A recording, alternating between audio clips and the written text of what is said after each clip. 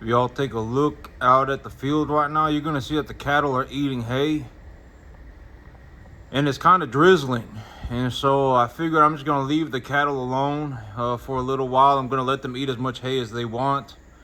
The big idea is for them to eat as much hay as they can, and then I'm gonna come in and feed them some grain. That's the big idea right now. And right now it's about 6:45 in the afternoon. But this morning, this morning, I'm not exactly sure what happened. So this is what I boiled it down to. I was thinking about it.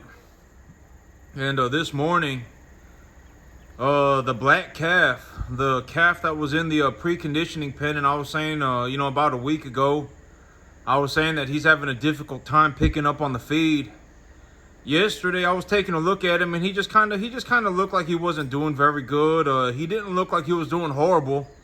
Yesterday, 2 days ago, he was eating just fine and everything. He was eating just fine, and he just didn't look like he was doing very good. But I had given him another shot of antibiotics, and this morning, I got up.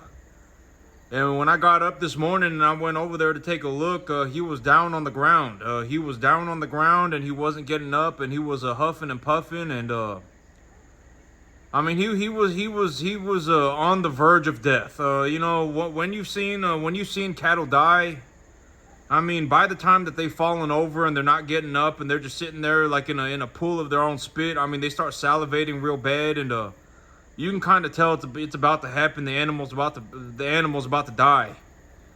And so this morning, I got up and I was taking a look at him, and I was like, this is not a good situation.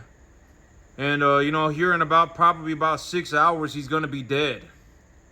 And so I just went ahead and I put him down. I put him down with a 9mm. I put him down with a 9mm.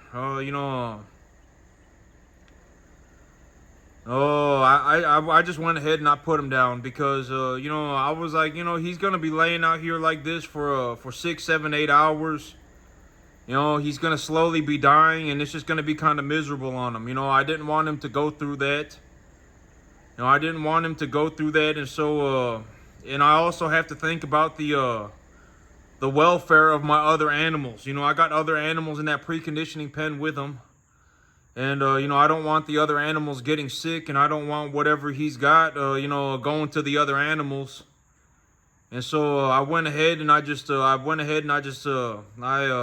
did what I felt like was the best thing to do.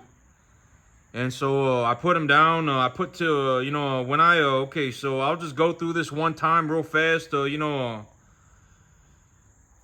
I put a cattle down, or when I put an animal down, the way that I do it is I either use a 22 long rifle or I use a 9mm.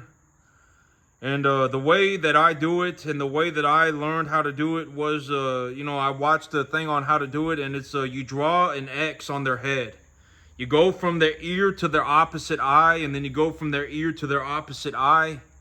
And if you do that, you'll make an X on their head. And when you make that X on their head, you essentially shoot them in the middle of the X. And you'll know, and then you shoot them in the middle of the X, and it puts them out immediately. They die instantaneously. And so, this morning, I boiled it down, and I was like, what happened? And so here's the thing. Here's what I boiled it down to. Is that, when I was talking about this, the animal looks weak. Anytime that I've realized what it is, because when I look at my herd, these animals, I may have small ones and I may have big ones, and they may be mixed in together.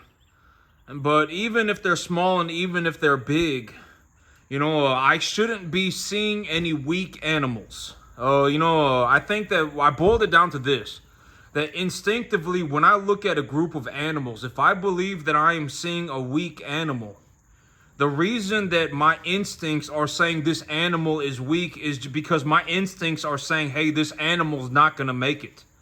Something is wrong. I need to address this situation immediately. I need to jump on this animal. I think that is what it is. Because I picked up on it about 5 days ago. I was like, this animal's just kind of weak. You know, he's not eating properly. He's having a difficult time picking up on the feed. You know, I gave him a shot of medication. I gave him a second shot of medication. And, you know, realistically, the moment when I realized that the animal just looked kind of weak, I should have addressed that immediately and put him back in the preconditioning pen. That's what I've done with my other animals. My other animals, you know, the red animal that I was saying in my other video when I was pointing at him, and I was like, I think that this animal is weak and I'm going to go put him in the preconditioning pen. I put him in the preconditioning pen immediately. And so tomorrow I'll be taking all the animals in the preconditioning pen over to the vet. Tomorrow's going to be vet day. And so I'm going to take them all over to the vet tomorrow morning to get them all looked at by the vet to make sure that nobody's gotten the disease. You know, whatever it was, the animal looked like he was doing okay yesterday. You know, last night he was looking like he was doing okay. And 2 days ago he was eating just fine. And when I got up this morning and I went over there and I took a look, he was just down on the ground and he wasn't getting up. And he was, you know, he was having a real hard time breathing. He was spitting up a whole bunch of, you know, drool, saliva. And he wasn't able to get up. And I could tell that he was going to die. And, you know, he was probably going to be dead within about probably 3 or 4 hours. And I was like, you know, I don't want him to go through that. You know, I don't want him to lay there and just, you know, bake out, you know, in the elements and just slowly die. And so I just went ahead and I put him down. And, you know, so that's why I didn't make my video this morning, because I was kind of just going over, you know, what happened? You know, what happened? Why did this animal end up like this? You know, what do I believe is the situation, and what do I need to do? I always say that objective improvement is the name of the game. You want to be in a situation where you're just objectively improving. That's my big goal, is that, like, when I get up and I go and do things, it's like, you know, when I look at my life today, I'm doing better today than I was yesterday. I'm doing better today than I was a week ago. I'm doing better today than I was a month ago. You know, it doesn't matter what I'm talking about. It could be animal feed. It could be cattle feed. It could be animal medications. It could be my business. It could be whatever it may be. You know, it's like I'm doing better today than I was yesterday. I'm doing better today than I was a month ago. You know, that's the name of the game. And so I sat there this morning and this afternoon, and I just kind of thought about it. And I was like, well, what happened? You know, what happened? This animal was just fine a week ago. And this is also a good time to say it, I think. But, you know, when these animals are small, when they start having problems, they're going to start going downhill very quickly. And you know, I'm telling you this information because I believe that it is good information. And, you know, at the end of the day, you know, if you got an animal somewhere and you're in this situation and you're about to be in this situation or whatever it may be, maybe, you know, the big idea is to give you an opportunity to learn from my mistakes, right? I'm not going to call it a mistake. I call it you know, it's just, if I knew better, then I would have done better. I'm just going to say it. If I had known better, I would have done better. You know, like right now I know better, and so I'm going to do better, right? I got an animal that when I look at him, I'm like, this animal is obviously weak. I don't know what it is, but my instincts are saying that this animal is weak. And so I put him over in the preconditioning pen. You know, I let him out for about 12 hours, and I took a look at him, and I was like, something's not right. This animal, he's just weak. And so I went ahead and I put him back in the preconditioning pen. And the other animals, you know, they're small and they're big, but none of the animals are weak.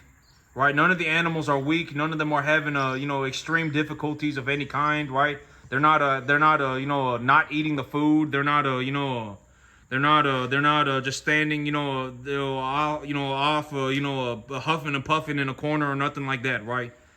And so when I look at my animals right now, I might have big animals and I may have small animals, and they might all be mixed in, but I don't see any weak animals. Any animal that I have deemed to be a weak animal, I've put them over in the preconditioning pen by themselves, and I'm gonna you know, take some extra time to just you know, because that preconditioning pen, there's no reason for me to have it empty, right? I mean, I built the preconditioning pen for a reason, and so I might as well just utilize the space.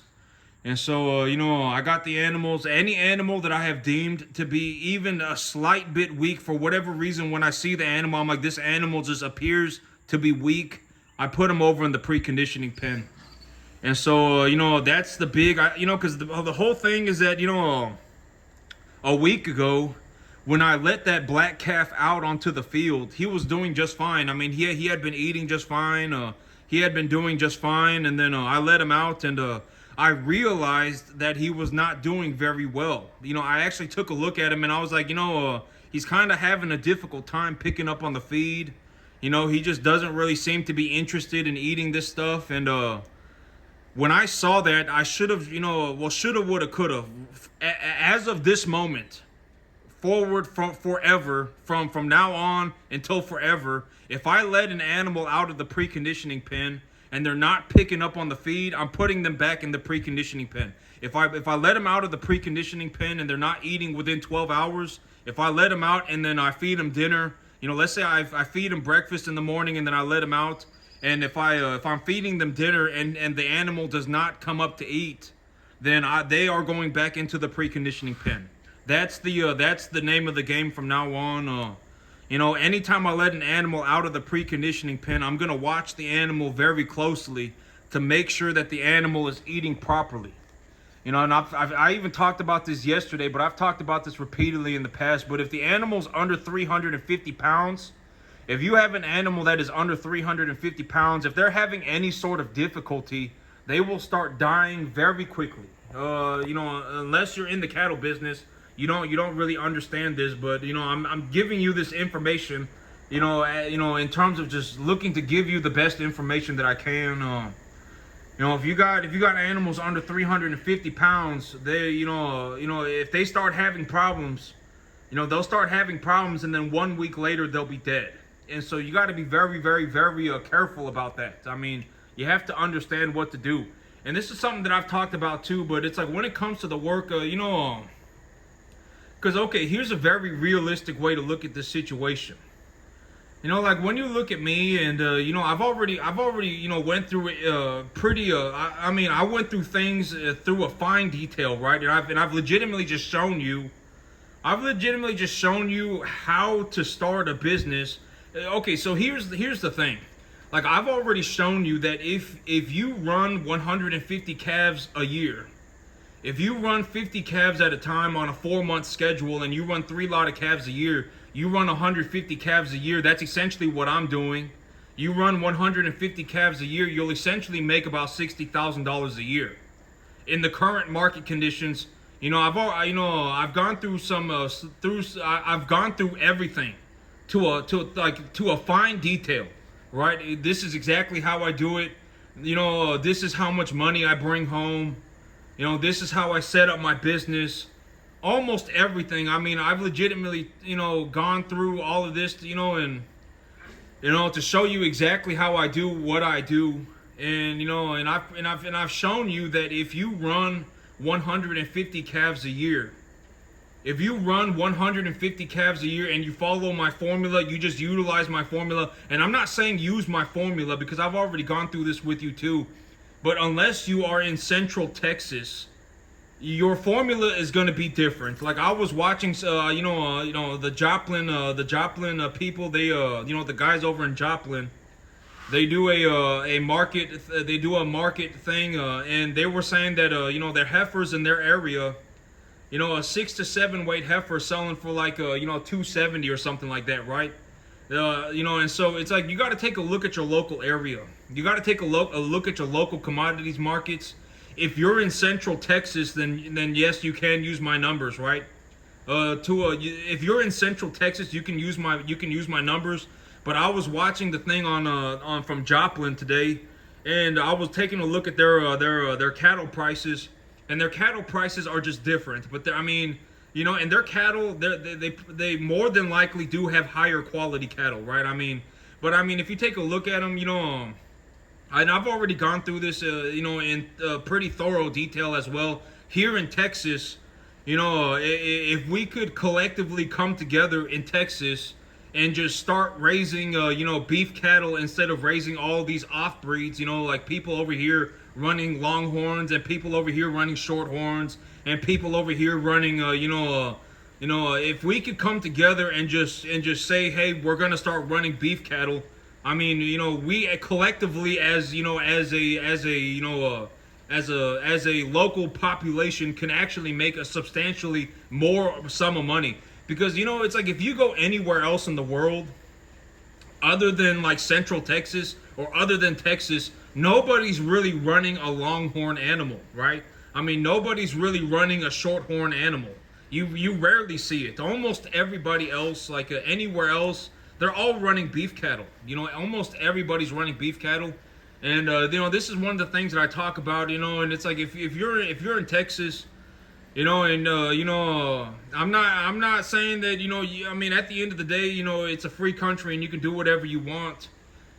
If you're running longhorn cattle, you know, I would, if you're running a shorthorn cattle, if you're running longhorn cattle, if you're running you know, if you're running some off-breed animal, you know, I'm just gonna say, you know, I would, you know, if you just switched over to a beef animal, you could make like an extra $1,000 per animal. You know, like if you have a 500-pound longhorn animal, if you have a 500-pound longhorn animal, but you have a 500-pound, instead of having a 500-pound longhorn animal, you have a 500-pound Red Angus, or you have a 500-pound Brangus or a Beefmaster or whatever else that you want, that 500-pound Beefmaster is going to bring in like probably close to an extra $500 to $700. I mean, like if you go to the sale barn right now and you buy a 500-pound longhorn, you're gonna pay like $750 for that longhorn. And if you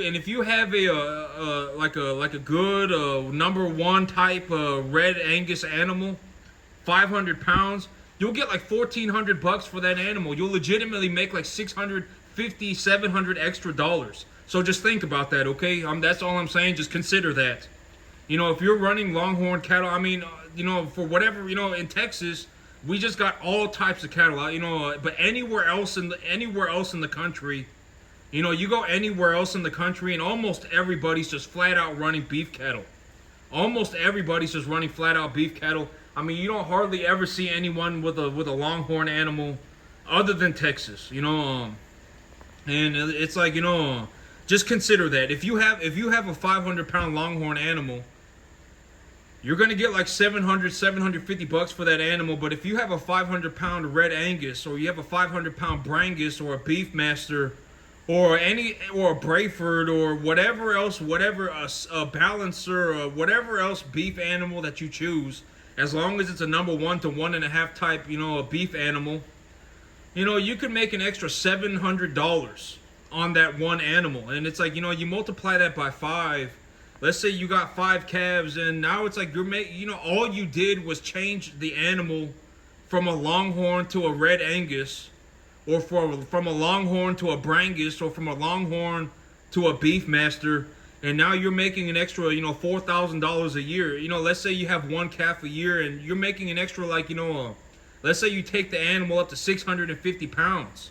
I mean, you're making an extra like $4,000 or $5,000 a year, and you don't have to do anything else different. Right? I mean, you know, just think about that, you know.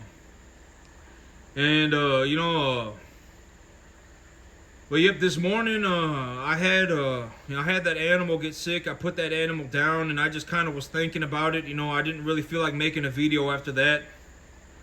And so I thought about it, and I came to the conclusion that you know, well, if I had known better, I would have done better. That was the conclusion. And as of today, I know better, and so I am going to do better, right? That's the name of the game. You know, when I had let that animal out of the preconditioning pen a week ago, you know, the animal was just fine.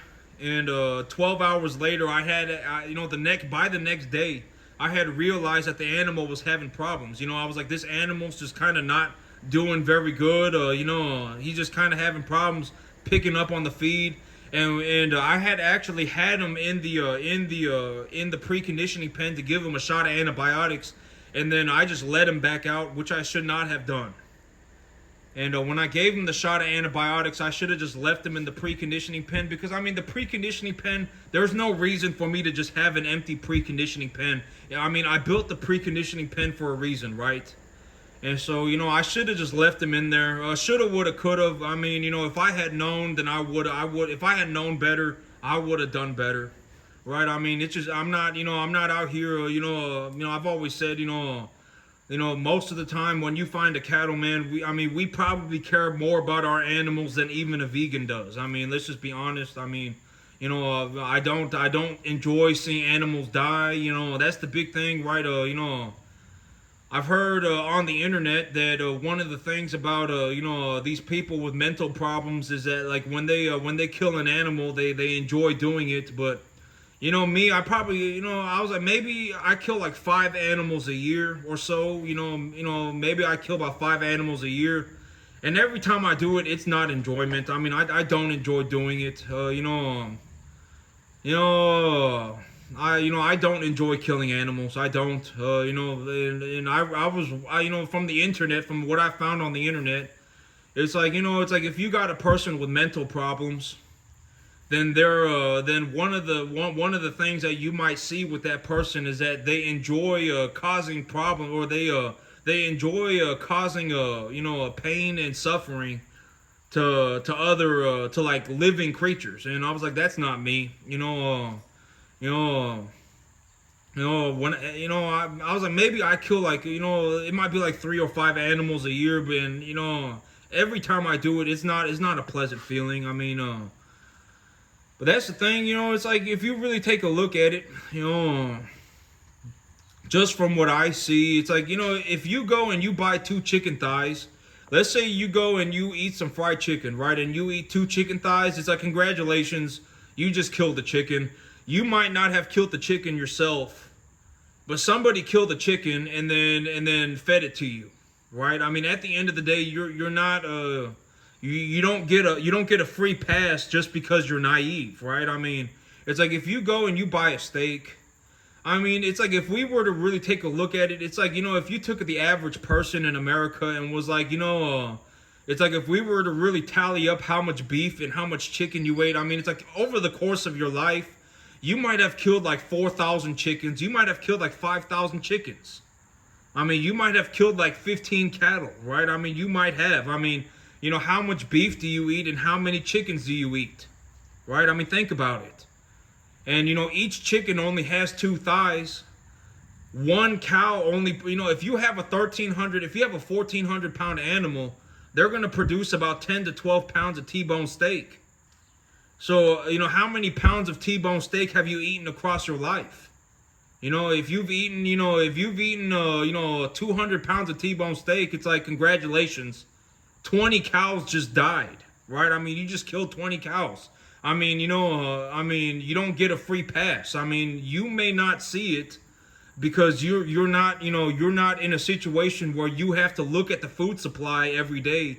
But, it's like if you actually talk to a farmer and you actually find somebody who's actually farming, and it's like, it's like, and I understand that, eating an animal, like if you're a vegan, it's like, oh my God, but I've already told you the whole reason about eating an animal.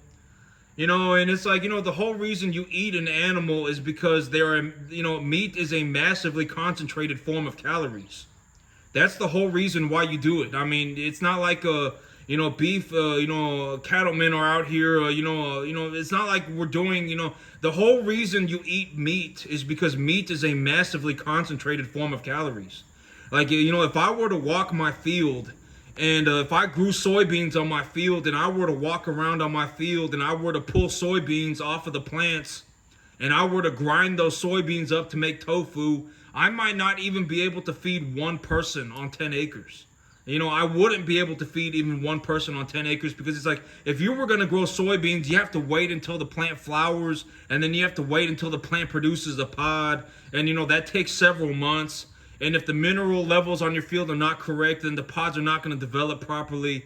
And then you're going to have all sorts of problems. And then now you don't have anything to eat. But it's like if you go out into the wild and, let's say you find a cow or you find a deer or you find a wild hog and you kill the wild hog and you kill the deer or you kill the cow and you eat the animal. Now you're in a situation where you have harvested like 50 pounds of meat. Let's say you killed a 100-pound deer. Let's say you killed a 100-pound hog, right? Let's say you found a wild hog outside and you killed it, and you just thought about it in terms of how much food is there. you now have about 50 pounds of meat, and it's about 1,000 calories per pound, right? 750 calories per pound. You know, you've essentially just harvested like 50,000 pounds of or 50,000 calories. You know, you could feed yourself for like you could probably feed yourself for like if you went and killed a 100-pound hog and got 50 pounds of meat off of it, 35 pounds of meat off of it. I mean, and you ate like let's just say you were gonna eat just straight meat, and you ate 2.5 pounds of meat a day.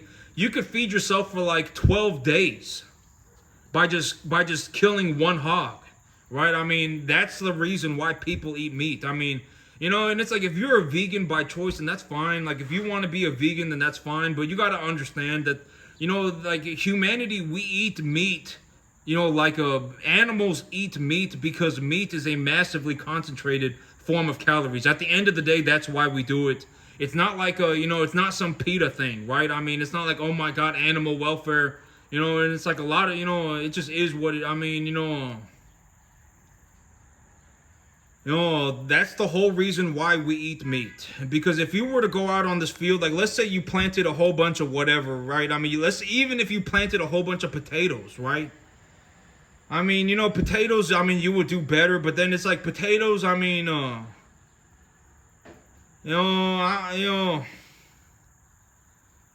I mean, potatoes would be better, right? I mean, if you planted a whole bunch of potatoes and if you actually were able to grow the potatoes properly, then, I mean, yeah, you might be able to, pull a few thousand calories per acre. But, on a 10-acre field like this right here, and if you take a look at the beef cattle, I could probably, this city that I'm in right now, I could probably feed the entire city for a week with how much beef is being produced on this 10-acre field. Legitimately, I probably could. That you got to consider that. If I grew a whole field of potatoes, even if I grew potatoes, I could not feed the entire city for a week on a 10-acre field. I could not do it. But if I run beef cattle, I could probably feed this entire city for like 3 days on a 10-acre field. And it's like, that's why we eat meat, right? I mean, at the end of the day, that's why humanity eats meat. And so, but I actually have my AR-15 out here today. I was taking I was just kind of sitting out here fiddle farting around with it because it was drizzling. And if y'all want to see it, this is my my new AR-15, or not my new one. This is just the AR-15 that I've always had, and then I put an LPVO on it. And I was sitting here taking a look at it, and I was like, out that way, about 100 yards out that way, somewhere out there, about maybe about halfway across the field, across the grass pasture, there was a big old ant pile out there, probably about the size of both of them. There's a big old ant pile out there, and I put my my optic on 8 times magnification, and I was like, it's probably about 100 yards away, and I'm just gonna be honest, it's probably about the size of a volleyball. And even with an 8-powered scope, I'm just gonna say it, even me, and I've talked about this before, but unless you're like a Special Forces Ranger or a Navy SEAL, I mean, you're gonna miss. I mean, I'm just gonna be honest. Unless you have something like a bipod and you're and you're like completely at rest. I mean, because here's the thing. It's like like I was watching this video on this guy, and he was like, oh my God, I can make a 150-yard shot standing. I can make a 150-yard shot standing with a basic AR-15 and a 1 times magnification scope. And I was like, when I take a look at the guy, it's like, if you had to climb up the ladder, you would have probably had a heart attack. I mean, you're so fat. I mean, it's like, you gotta think about things for what they are. I mean, and I was taking a look at this guy, and I was like, and he's like, oh my God, he made this video, and he was like, oh my God, I can make a shot on this target.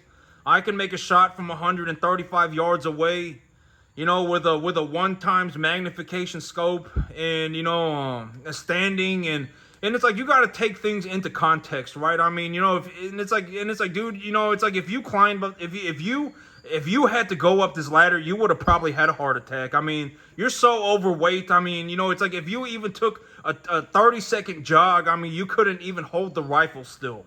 right? I mean, let's just be honest. And so it's like, but I was sitting out here while it was raining, and I was taking, making sure all my stuff is still, functioning. Make sure my battery and my scope and everything is working. And there's about 100 yards that way, about halfway down the grass pasture, there's a big old ant pile about the size of a volleyball. And I was like, I wonder if I can make the shot. And I'm gonna be honest, even right now, like me sitting in a chair, I haven't, my heart rate's not elevated at all. And I was like, even right now, I would probably miss 30% of the time. 30% of the time, I would probably miss. And also, my gun is zeroed at 36 yards. My gun is zeroed at 36. And so, I would have to, at 135, I don't even, would my round hit, 3 inches high? I don't know. I'm not like this is what I've been saying, like this is what I was saying, unless you're like a special forces, like you're like an Army Ranger, or like you're a Navy SEAL, or you're like a trained marksman, you're gonna miss. I can almost guarantee it. And also, it's like when you shoot at something that's alive, when you're shooting at something that's alive, it's not like shooting at a piece of paper. It's a very dynamic situation, right? It's very difficult. It's very difficult. And like even me this morning, when I was putting that calf down, when he saw me laying there with the gun, and he started kicking and thrashing, and so I had to wait a second, and then when things are dynamic, they move, and you gotta account for unless you're very well conditioned. Even something as simple as climbing up a ladder onto a roof is going to elevate your heart rate. And even if you have an adrenaline dump, it's going to increase your heart rate. And I was like, even me right now, just kind of just fiddle farting around with an 8 powered scope, on an AR-15, I can see a big old ant pile about the size of a volleyball about halfway down the field. And even me right now, I would miss probably half of the shots. I would just flat out miss. And one of the reasons that I would probably miss is because my gun is zeroed at 36. Right? Like, I don't know where the round is going to hit at 132. It might hit 2 inches low. Right? And realistically, a volleyball, the radius of a volleyball is like, what, 5 inches? Right? If you took a diameter of a volleyball, what is that, like 10 inches? What's a volleyball from end to end? Like 10 inches wide? So the radius of a volleyball is 5 inches. If I was aiming directly at the middle of the volleyball, and I was like a trained marksman, then, sure, right? And like I was like because like go and take a look at a special forces like Ranger type, Navy SEAL type, Green Beret type individual, right? They're very lean and they're jacked. There's a reason they look like that, is because they go into combat. And it's like, if you're fat and you go into combat, you're not going to be able to hit jack squat. Let's just be honest. Even me, that's why I said one of the biggest problems for me is that, it's like if I were, it's like when I take a look at the situation, and it's like, it's like if the world came to an end, you would die and I would die. And I already said one of the reasons probably why I would personally die is because I'm too overweight. Realistically, if I had to go on a 10-hour jog, I couldn't do it. If somebody was chasing after me, and then I couldn't get away, right? I just couldn't. And it's like, what am I gonna do? Have a gunfight with a special forces ranger? Absolutely not. I would die, right? And so everybody would die. Let's just be honest. Everybody would die. It's not like that's how I see it. If the world actually came to an end, like 80% of everybody would die. If you have 5 people, 4 of them are gonna die. I don't think that this whole idea of, oh my God, the world should fall. I don't think that that's funny. If the world fell apart tomorrow, and it's like you don't have any water and you don't have any food, what are you going to do, right? You're going to die. You just are. I mean, people would go crazy. You legitimately take the water supply away, and it's like within 2 days, everyone's gone nuts, right? And so, but I was sitting here. There's a big old amp pile over there about 100 yards away, and I have an 8-powered LPVO. I got a 1-to-8 LPVO, and I was taking a look at it, and I was like, yeah, nope, couldn't make the shot, wouldn't be able to. I would miss. Probably half of the time, and this, and it's like, shooting a gun in real life, it's not like shooting a gun in a video game, right? I mean, realistically, if I was going to make that shot, I mean, I would need a bipod. And I would need to be like in like a very relaxed standing or prone stance, right? Like I couldn't be hunched over or nothing, and yeah, but, I was sitting here fiddle-farting around my AR-15, and, I was like, nope, I couldn't do it. I would just miss. I don't even know where my bullets are going to hit. My gun is zeroed for 36. At 135, at 100, I would hit about 0 as well. At 36 and 100, if you zero for 36, you're also zeroed for 100 just about.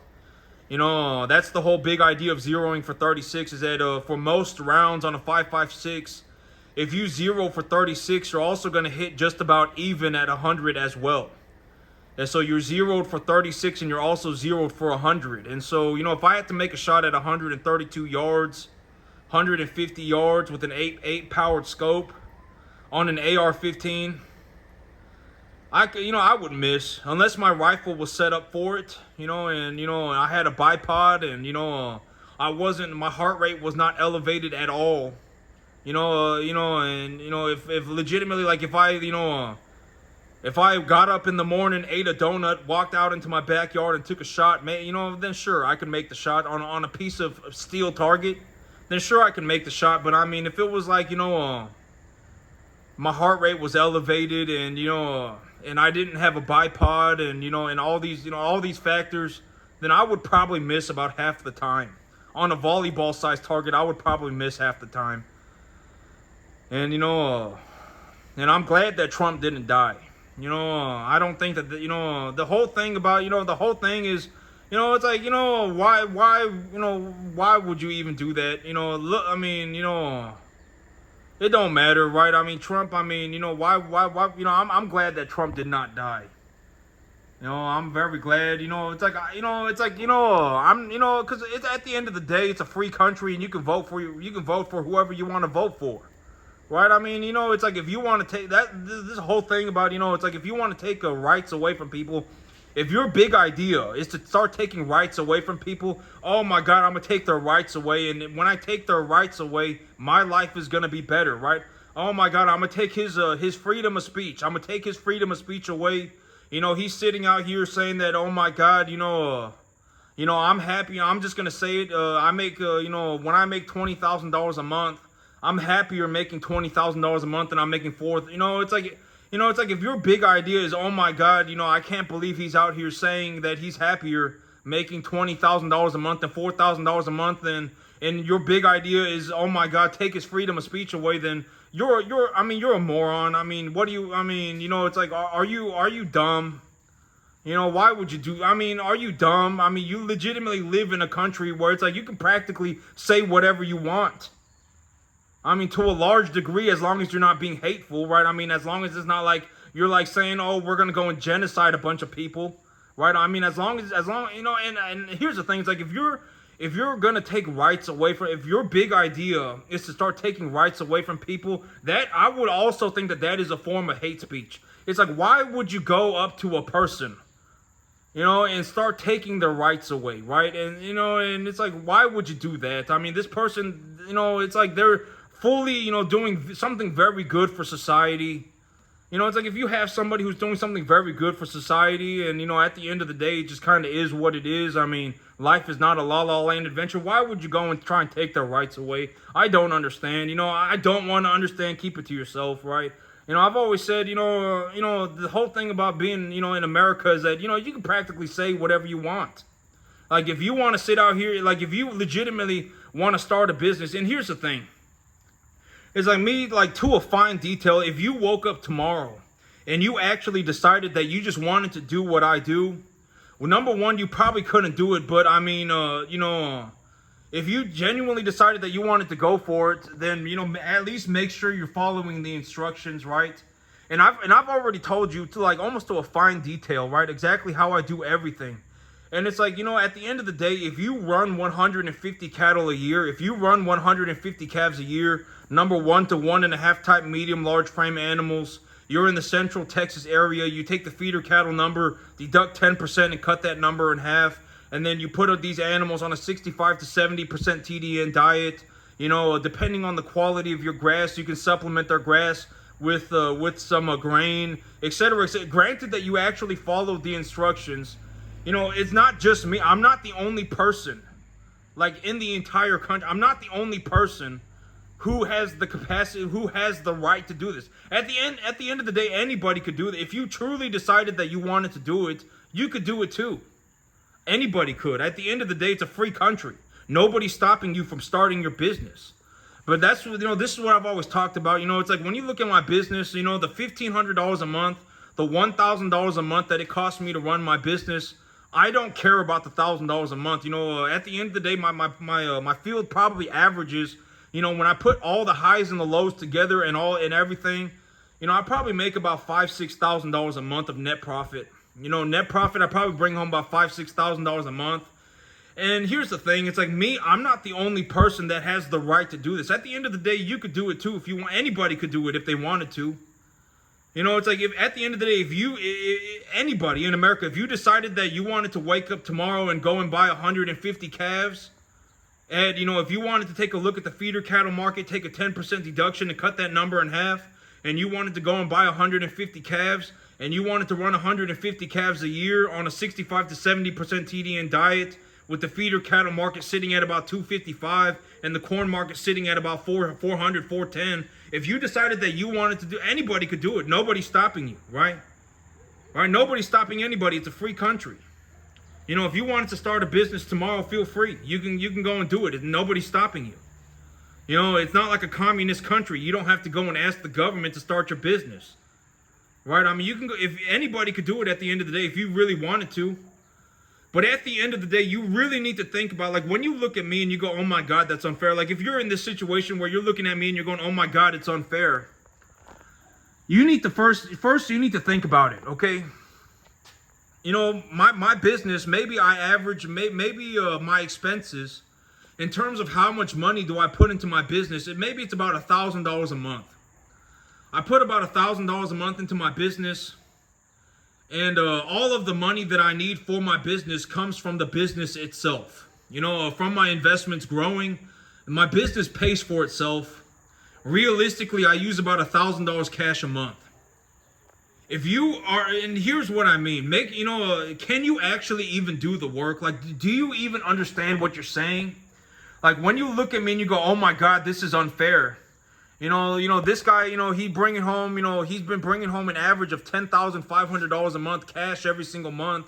You know, he must be making about $20,000 a month on his investments. Like, do you even understand what you're, like, do you even consider what you're talking about? What's unfair? At the end of the day, if you wanted to go and run 150 calves, if you wanted to wake up tomorrow morning and you wanted to take a look at a satellite image of your field and go, my field is a 7.4 pH, 2E minus soil crop classification.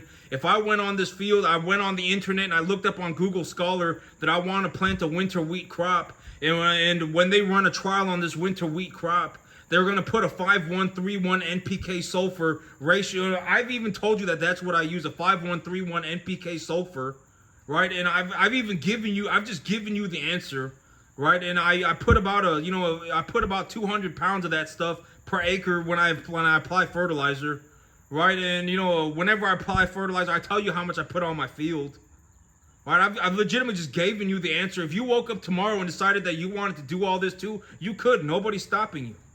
But at the end of the day, it's like, it's like you're gonna have to legitimately. It's like it's like if anybody in America, if you genuinely decided that you wanted to wake up tomorrow and go and be a cattle farmer and you wanted to run 150 calves a year and you wanted to make $4,000, $5,000, $6,000, $7,000 a month, free country, you can do it.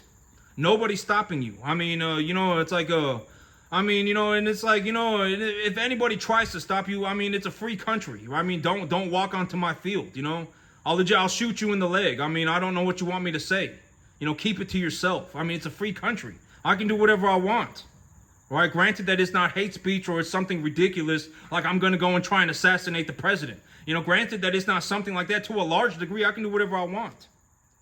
I mean, it's like, what do you want me to say? I mean, it's like, oh my God, you shouldn't be running cattle. I mean, what do you want me to say? Stay off my field. I'll shoot you in the leg. I mean, what do you want me to say? It's a free country, right? I mean, if I want, and it's the same for you. I mean, I don't know if you're aware, but like, all of you, if you're watching, if there are, 500, 1,000 of you watching my channel, and 100 of you want to be a cattleman, all 100 of you tomorrow could wake up and do this if you felt like it. Nobody's stopping you. And if you wanted to run 150 calves a year and make yourself $60,000 a year, then knock yourself out. I mean, nobody's stopping you, right? I'm serious. Nobody. I mean, what are they gonna do? I mean, it's a free country. It's like, keep that BS to yourself. I mean, I don't know what you want me to say. If you walk onto my field, I'll shoot you in the leg. I mean, what do you want me to say? Keep that BS to yourself. I mean, this is a free country, right? I mean, and everybody's the same thing. I mean, it's like if you wanna, if there are 50 of you, 100 of you watching my video, and you say you want to go and you want to run cattle tomorrow, nobody's stopping you. You want to run 150 calves a year and make yourself $60,000 a year, then knock yourself out. Nobody's stopping you. If anybody, it's like you should not be taking people's opinions to, you should not be considering people's opinions, especially if their opinions are moronic. Oh my God, I can't believe you're running cattle. Keep that stuff to yourself. I mean, have you even thought about what you're saying? If we legitimately stopped running cattle, I mean, people would starve en masse. What do you want me to say? Like, are you dumb? Have you even thought about what you're saying? On a 10-acre field, I could legitimately feed this entire city for like 3 days. And it's like, think about that. And it's like, nobody's stopping anybody. I mean, it's, granted that you're not going to do something ridiculous like try and assassinate the president or start some genocide or whatever. I mean, granted, it's not something like that. And, don't even be walking around trying to take people's rights away. It's like, why would you, it's like, why would you go and tell somebody, it's like, free country. I can say what I want. If I want to say that, if I genuinely believe that I am happier making $20,000 a month than $4,000 a month, then I'll just say it. Because I genuinely believe it. I genuinely do believe that I am happier making $20,000 a month than I am making $4,000. If that's what I want to say, and that's genuinely what I believe, then I get to say it. It's like, no, I don't believe that there's legitimately zero benefit to being poor. I mean, why would you choose to be poor? Right? I mean, why would you choose to be poor? I don't want to understand. I mean, everything you could do as a poor person, you could do it as a rich person. It's like the only difference at the end of the day is now you just got money. All right, and it's like, and I've legitimately gone through some pretty thorough detail on how to do everything. And, if you're watching my video, and let's say there's 500 of you watching my video, 1,000 of you watching my video, and 10% of you, 50 to 100 of you actually want to be a cattleman, then knock yourself out. Nobody's stopping you. It's a free country. I mean, legitimately a free country. I mean, you don't got to ask nobody. I mean, you can legitimately wake up tomorrow, file for your LLC, and be right on your way. Nobody's stopping you. If you want to run 150 calves a year and make yourself $60,000 a year, then knock yourself out. You can do it. Nobody's stopping you. Free country. And it should be that way. We should not be in a situation where it's like, oh my God, you should have asked, you should have gone and have to ask the populace. You should be in a situation, it's like, that's communism. You just legitimately described communism, right? Like, if I legitimately have to go and ask the community, and I have to ask the government, can I start my beef cattle farm? And if the population says no, and now I can't do it, congratulations, you just described communism. It's like, do you really want to live in a communistic country? Communists kill more people than anybody, right? I mean, legitimately, take a look at communist countries and take a look at, the level of death that happened in communist countries. It's probably worse than Genghis Khan. Genghis Khan went out and killed people, but, at the end of the day, communism, it was like, people were like, were like just, just mass murdering each other without any sort of leadership. At the end of the day, Genghis Khan, it's like he said, I'm not saying what Genghis Khan did was a good thing, right? I'm not saying, but at the end of the day, the Mongolian people, they had their own way of doing things. If you really look into why did Genghis Khan go and kill 10% of the known population of the earth, and it was like, at the end of the day, what had happened was that he had tried, it was a long story, right? I mean, he was on the Mongolian steppe and he unified the Mongolian steppe. And when he unified the Mongolian steppe, the Jin dynasty for a long time was paying the various Mongolian tribes to kill each other. And then, all sorts of things happened. And then when Genghis grew up, he grew up in Mongolia, and, in Mongolia, it was like the worst place that you could have ever imagined to be a human being. I mean, people were just mass murdering each other, just, for something as simple as they wanted your goats, right? Or, they were just running around just killing each other in mass, and, and it's like, you got to consider all these things, right? And it's like, but, at the end, communists probably killed more people than Genghis Khan did, if you really think about it. And it's like, if you're in a situation, if you're in that thought camp, oh my God, he shouldn't be allowed to do this. He should, it's like, keep it to yourself. I mean, I don't know what you want me to say. Move to China. Is that what I mean, I don't know what you want. You're a communist, right? I mean, that's ridiculous. At the end of the day, if you, if there are 500 or 1,000 of you watching my video and 50 to 100 of you want to be a cattleman, you could wake up tomorrow and do it. I'm telling you, you could. If you genuinely decided that what you wanted to do tomorrow was run 150 calves and make yourself $60,000 a year, then you could do it. I mean, nobody's stopping you. Nobody's stopping you, and it should be that nobody should be allowed to stop you. Granted that you're not doing something like something I guess immoral, right? I mean, what would that look? I don't know. I don't know. If you like genuinely, if you wanted to wake up tomorrow and you wanted to be a cattleman, if you woke up tomorrow and you genuinely wanted to be a cattleman and you were like, what? I just watched this. I legitimately just watched this guy run cattle, and he runs about 150 cattle a year, and he makes about $60,000 a year. And I watched him do it, and I think that I can do it too. Then knock yourself out. I mean, nobody's stopping you, right? Nobody's stopping you. If you want to do, whatever it is that you want to do, you can do it. Free country. Granted that you're not going to do something crazy. You're not going to, I'm not even going to say crazy. You're not going to do something malicious, like try and assassinate the president. Or you're not going to go and, start some hate group, right? Oh my God, we should start a genocide in America. I mean, as long as you're not like that, you can practically do whatever you want. You want to wake up tomorrow and run cattle, knock yourself out. You want to wake up tomorrow and invest in commercial real estate, knock yourself out. You want to wake up tomorrow and go invest in residential real estate, knock yourself out. I mean, you can do whatever you want. It's a free country. And it's like, at the end of the day, that's the way it should be. That's the whole reason for being in America. You can essentially do whatever you want. If you want to go and make yourself $20,000 a month, knock yourself out.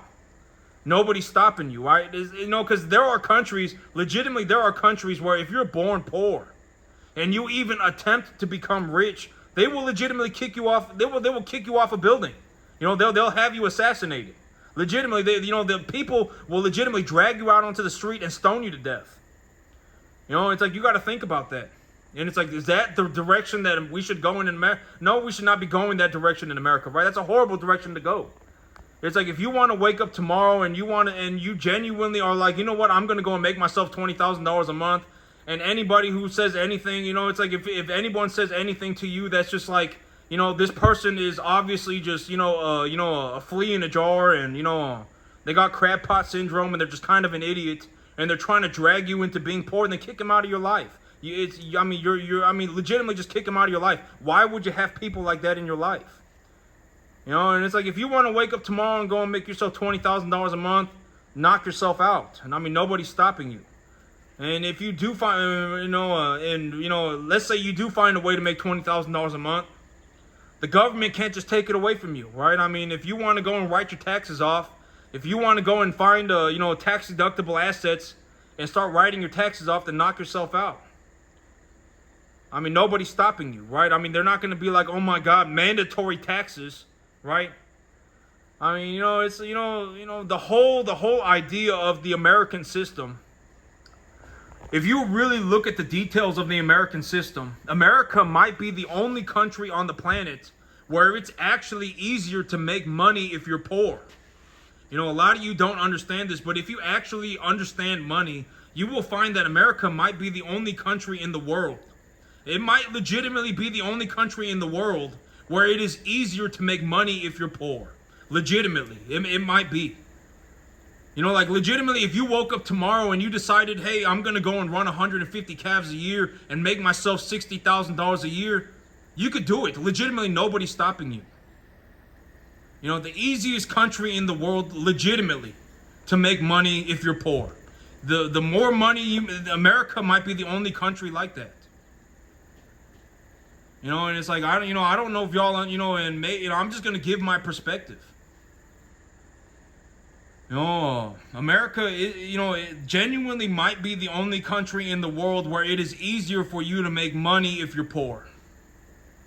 You wake up tomorrow and you decide, you know what, I'm just going to go and run 150 calves a year. I'm going to go and read a book on identifying cattle. I'm going to read a book on cattle medication. I'm going to go and read a book on some cattle feed. I'm going to go and put some cattle together, start my business, knock yourself out. Nobody's stopping you.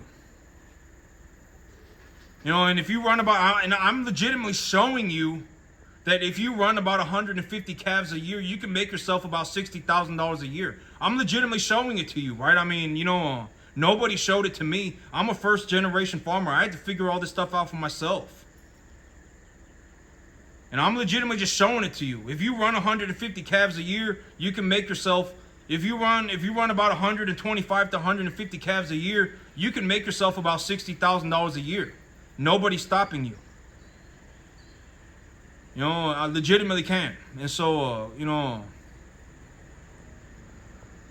but yeah, I'm going to feed the cattle. But that's it for me today, YouTube. Y'all have a good one.